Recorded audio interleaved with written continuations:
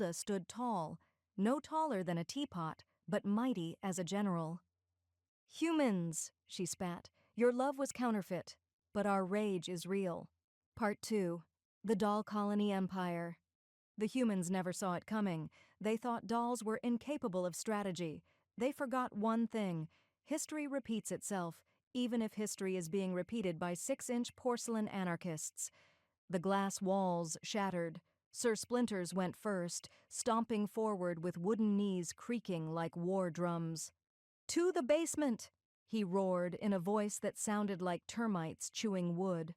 The dolls dragged the terrified humans down into their own fortress, the boiler room beneath the lab. A perfect dungeon.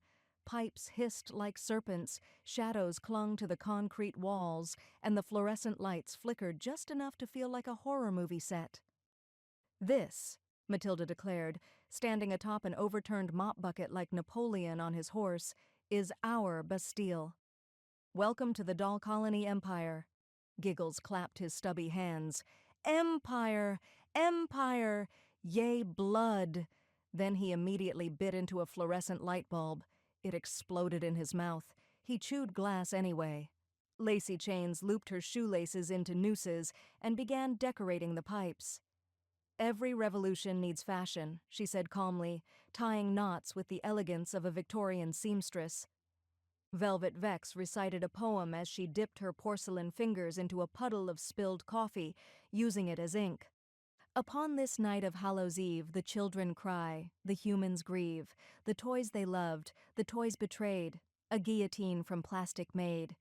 Baby Doom Doom waddled into the middle of the room and whispered, "Mama," before vomiting up a puff of sparks.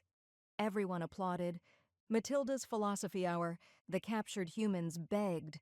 One sobbed, "You're just dolls. You don't understand." Matilda tilted her head, her glassy eyes reflecting the fluorescent flicker. "On the contrary, we understand too much.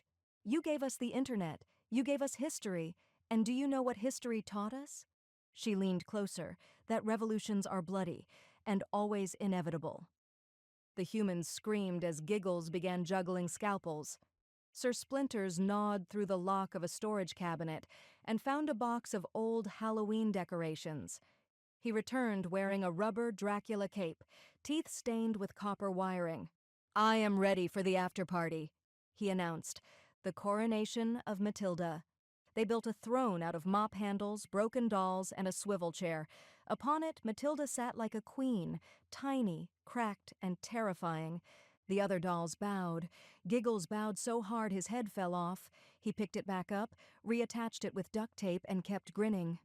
Matilda raised her Barbie leg dagger high. "Tonight we declare our freedom. Tonight we carve our empire in the blood of lies." "And maybe candy?" Giggles added. "Yes, candy too," Matilda conceded, "but mostly blood." Velvet Vex fanned herself and added, "Ah,